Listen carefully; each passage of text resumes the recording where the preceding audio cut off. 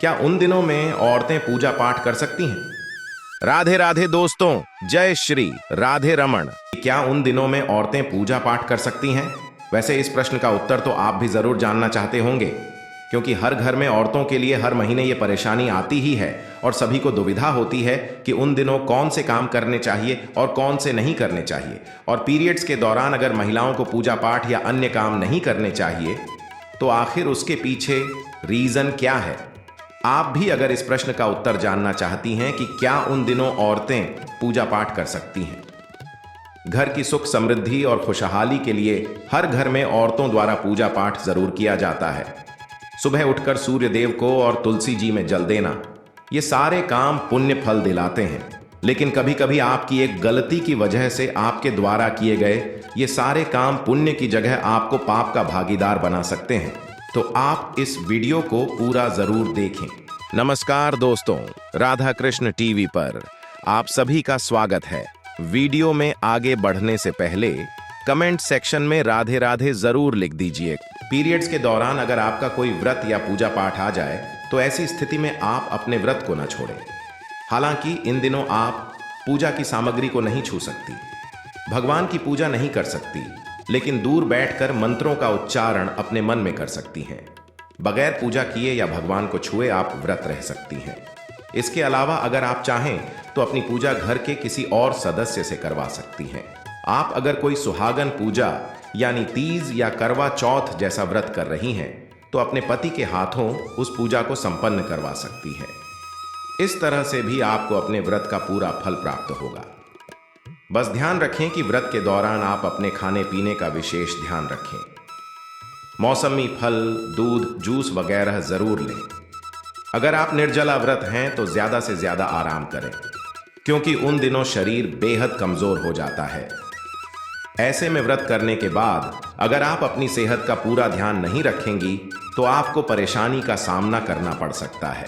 किसी मंदिर में जाकर भगवान का दर्शन या पूजा पाठ करना भी वर्जित होता है। अगर देखा जाए तो इसके पीछे का असली कारण है कि उन दिनों महिलाओं के शरीर में हार्मोनल चेंज होता है, जिस कारण दर्द और थकान ज्यादा होती है।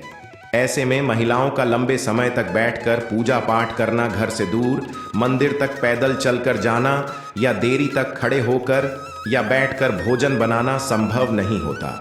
शायद इसलिए भी औरतों के लिए पीरियड्स के दौरान पूजा पाठ करने और रसोई घर में जाकर खाना बनाने पर पाबंदी लगाई जाती थी, ताकि कम से कम इतने दिन तो वो आराम कर सकें और उनके स्वास्थ्य पर बुरा प्रभाव ना पड़े।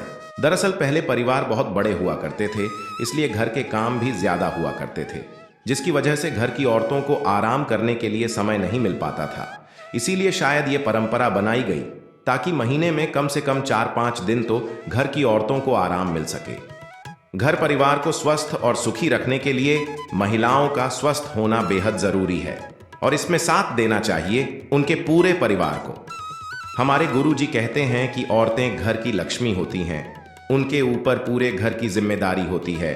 उनके द्वारा की गई पूजा पाठ या परिवार की देखभाल से ही घर में सुख समृद्धि और खुशहाली आती है। एक औरत पूरे घर को सजाती संवारती है। ऐसे में उनके द्वारा अगर कोई गलती हो जाए तो उससे पूरे परिवार के जीवन पर बुरा प्रभाव पड़ता है। वैसे तो पुराने समय की मान्यता अनुसार पीरियड्स के दौरान महिलाओं को कई सारे नियमों का पालन करना पड़ता है। उन्हें अचार छूने के लिए मना किया जाता है। पूजा पाठ से संबंधित किसी भी चीज को हाथ लगाने की मनाही होती है कई जगहों पर। तो उन दिनों महिलाओं को किचन में जाने के लिए भी मना किया जाता है और उनके द्वारा बनाया गया खाना घर के बड़े सदस्यों को खाने की मनाही होती है। सिर्फ इतना ही नहीं, कुछ घरों में तो पीरियड्स के दौरान महिलाओं को घर के किसी भी कोने में जाने पर पाबंदी लगाई जाती है। उन दोनों कम से कम 5 दिनों तक किसी एक जगह पर रहना होता है। लेकिन पुराने समय में जो मान्यताएं बनाई गई हैं उनके पीछे वैज्ञानिक तथ्य भी है। हालांकि उस तथ्य को समझने का कभी किसी ने प्रयास नहीं किया। इसीलिए तो मान्यताएं धीरे धीरे कुप्रथा में बदल गईं और उन दिनों महिलाओं के साथ बहुत जगह पे छुआछूत जैसा व्यवहार किया जाता रहा। चलिए जान लेते हैं कि उन दिनों औरतों को पूजा पाठ करना चाहिए या नहीं। हिंदू धर्म में ऐसी मान्यता है कि उन दिनों यानी पीरियड्स के दौरान महिलाओं द्वारा तुलसी में जल डालने से तुलसी का पौधा सूख जाता है, क्योंकि इस समय महिलाओं के शरीर में ऊर्जा का संचार अधिक होता है। इस ऊर्जा को भगवान भी सहन नहीं कर पाते, इसलिए उन दिनों पूजा पाठ करना या मंदिर जाना महिलाओं के लिए वर्जित माना जाता है कि उन दिनों महिलाओं को पूजा पाठ नहीं करना चाहिए।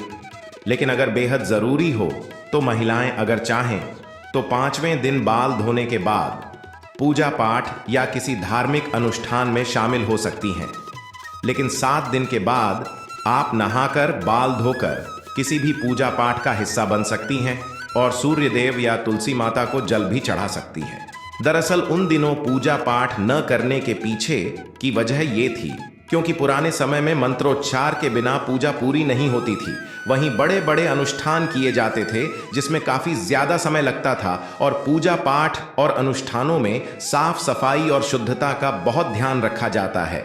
शायद यही कारण होगा कि महिलाओं को उन दिनों पूजा पाठ आदि में शामिल होने के लिए मना किया जाता है, क्योंकि देर तक पूजा में बैठने से उन्हें तकलीफ हो सकती है।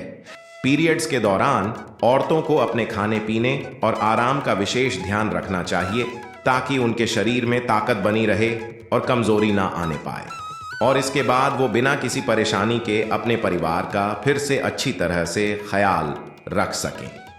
उम्मीद है इस वीडियो के माध्यम से सभी को इस प्रश्न का सही उत्तर जरूर मिल गया होगा। हमारे गुरुजी कहते हैं कि औरतें घर की लक्ष्मी होती हैं, उनके ऊपर पूरे घर की जिम्मेदारी होती है। उनके द्वारा की गई पूजा पाठ या परिवार की देखभाल से ही घर में सुख समृद्धि और खुशहाली आती है। एक औरत पूरे घर को सजाती संवारती है, ऐसे में उनके द्वारा अगर कोई गलती हो जाए तो उससे पूरे परिवार के जीवन पर बुरा प्रभाव पड़ता है। चलिए जान लेते हैं कि उन दिनों औरतों को पूजा पाठ करना चाहिए या नहीं। पीरियड्स के दौरान अगर आपका कोई व्रत या पूजा पाठ आ जाए तो ऐसी स्थिति में आप अपने व्रत को न छोड़ें। हालांकि इन दिनों आप पूजा की सामग्री को नहीं छू सकती, भगवान की पूजा नहीं कर सकती, लेकिन दूर बैठकर मंत्रों का उच्चारण अपने मन में कर सकती हैं। बगैर पूजा किए या भगवान को छुए आप व्रत रह सकती हैं।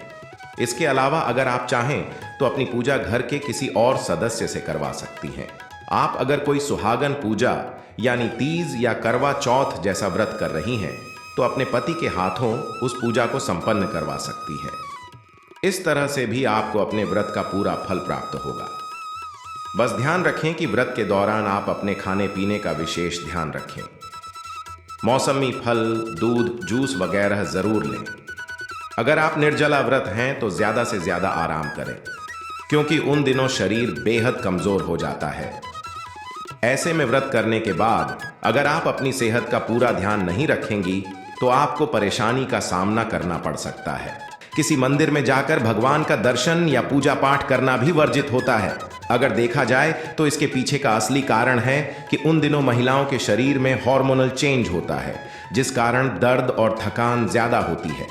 ऐसे में महिलाओं का लंबे समय तक बैठकर पूजा पाठ करना, घर से दूर मंदिर तक पैदल चलकर जाना या देरी तक खड़े होकर या बैठकर भोजन बनाना संभव नहीं होता। शायद इसलिए भी औरतों के लिए पीरियड्स के दौरान पूजा पाठ करने और रसोई घर में जाकर खाना बनाने पर पाबंदी लगाई जाती थी, ताकि कम से कम इतने दिन तो वो आराम कर सकें और उनके स्वास्थ्य पर बुरा प्रभाव ना पड़े। दरअसल पहले परिवार बहुत बड़े हुआ करते थे, इसलिए घर के काम भी ज्यादा हुआ करते थे, जिसकी वजह से घर की औरतों को आराम करने के लिए समय नहीं मिल पाता था। इसीलिए शायद ये परंपरा बनाई गई ताकि महीने में कम से कम 4-5 दिन तो घर की औरतों को आराम मिल सके। घर परिवार को स्वस्थ और सुखी रखने के लिए महिलाओं का स्वस्थ होना बेहद जरूरी है और इसमें साथ देना चाहिए उनके पूरे परिवार को। हमारे गुरुजी कहते हैं कि औरतें घर की लक्ष्मी होती हैं, उनके ऊपर पूरे घर की जिम्मेदारी होती है। उनके द्वारा की गई पूजा पाठ या परिवार की देखभाल से ही घर में सुख समृद्धि और खुशहाली आती है। एक औरत पूरे घर को सजाती संवारती है, ऐसे में उनके द्वारा अगर कोई गलती हो जाए तो उससे पूरे परिवार के जीवन पर बुरा प्रभाव पड़ता है। वैसे तो पुराने समय की मान्यता अनुसार पीरियड्स के दौरान महिलाओं को कई सारे नियमों का पालन करना पड़ता है। उन्हें आचार छूने के लिए मना किया जाता है। पूजा पाठ से संबंधित किसी भी चीज को हाथ लगाने की मनाही होती है कई जगहों पर। तो उन दिनों महिलाओं को किचन में जाने के लिए भी मना किया जाता है और उनके द्वारा बनाया गया खाना घर के बड़े सदस्यों को खाने की मनाही होती है। सिर्फ इतना ही नहीं, कुछ घरों में तो पीरियड्स के दौरान महिलाओं को घर के किसी भी कोने में जाने पर पाबंदी लगाई जाती है। उन दोनों कम से कम 5 दिनों तक किसी एक जगह पर रहना होता है। लेकिन पुराने समय में जो मान्यताएं बनाई गई हैं, उनके पीछे वैज्ञानिक तथ्य भी है। हालांकि उस तथ्य को समझने का कभी किसी ने प्रयास नहीं किया। इसीलिए तो मान्यताएं धीरे धीरे कुप्रथा में बदल गईं और उन दिनों महिलाओं के साथ बहुत जगह पे छुआछूत जैसा व्यवहार किया जाता रहा। चलिए जान लेते हैं कि उन दिनों औरतों को पूजा पाठ करना चाहिए या नहीं। हिंदू धर्म में ऐसी मान्यता है कि उन दिनों यानी पीरियड्स के दौरान महिलाओं द्वारा तुलसी में जल डालने से तुलसी का पौधा सूख जाता है, क्योंकि इस समय महिलाओं के शरीर में ऊर्जा का संचार अधिक होता है। इस ऊर्जा को भगवान भी सहन नहीं कर पाते, इसलिए उन दिनों पूजा पाठ करना या मंदिर जाना महिलाओं के लिए वर्जित माना जाता है कि उन दिनों महिलाओं को पूजा पाठ नहीं करना चाहिए। लेकिन अगर बेहद जरूरी हो तो महिलाएं अगर चाहें तो 5वें दिन बाल धोने के बाद पूजा पाठ या किसी धार्मिक अनुष्ठान में शामिल हो सकती हैं। लेकिन 7 दिन के बाद आप नहाकर बाल धोकर किसी भी पूजा पाठ का हिस्सा बन सकती हैं और सूर्य देव या तुलसी माता को जल भी चढ़ा सकती हैं। दरअसल उन दिनों पूजा पाठ न करने के पीछे की वजह ये थी क्योंकि पुराने समय में मंत्रोच्चार के बिना पूजा पूरी नहीं होती थी। वहीं बड़े बड़े अनुष्ठान किए जाते थे जिसमें काफी ज्यादा समय लगता था और पूजा पाठ और अनुष्ठानों में साफ सफाई और शुद्धता का बहुत ध्यान रखा जाता है। शायद यही कारण होगा कि महिलाओं को उन दिनों पूजा पाठ आदि में शामिल होने के लिए मना किया जाता है, क्योंकि देर तक पूजा में बैठने से उन्हें तकलीफ हो सकती है। पीरियड्स के दौरान औरतों को अपने खाने पीने और आराम का विशेष ध्यान रखना चाहिए ताकि उनके शरीर में ताकत बनी रहे और कमजोरी ना आने पाए, और इसके बाद वो बिना किसी परेशानी के अपने परिवार का फिर से अच्छी तरह से ख्याल रख सकें। उम्मीद है इस वीडियो के माध्यम से सभी को इस प्रश्न का सही उत्तर जरूर मिल गया होगा। हमारे गुरुजी कहते हैं कि औरतें घर की लक्ष्मी होती हैं, उनके ऊपर पूरे घर की जिम्मेदारी होती है। उनके द्वारा की गई पूजा पाठ या परिवार की देखभाल से ही घर में सुख समृद्धि और खुशहाली आती है। एक औरत पूरे घर को सजाती संवारती है, ऐसे में उनके द्वारा अगर कोई गलती हो जाए तो उससे पूरे परिवार के जीवन पर बुरा प्रभाव पड़ता है। चलिए जान लेते हैं कि उन दिनों औरतों को पूजा पाठ करना चाहिए या नहीं। दरअसल पहले परिवार बहुत बड़े हुआ करते थे, इसलिए घर के काम भी ज्यादा हुआ करते थे, जिसकी वजह से घर की औरतों को आराम करने के लिए समय नहीं मिल पाता था।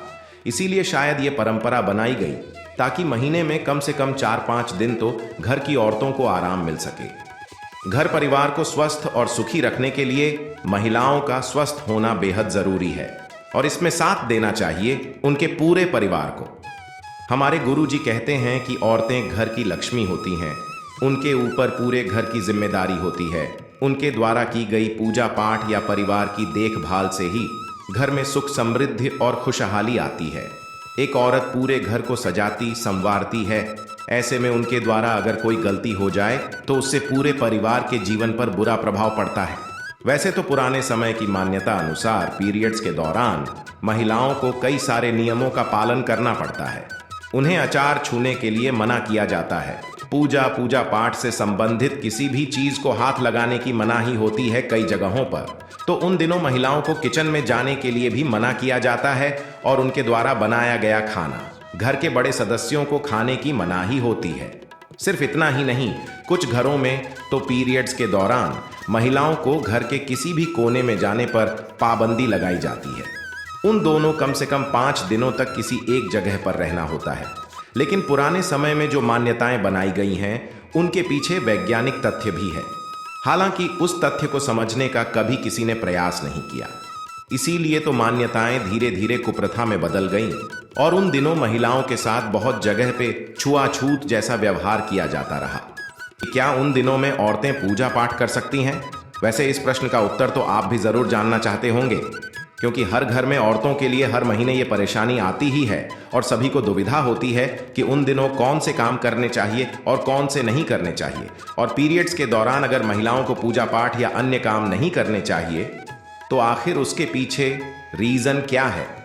आप भी अगर इस प्रश्न का उत्तर जानना चाहती हैं कि क्या उन दिनों औरतें पूजा पाठ कर सकती हैं।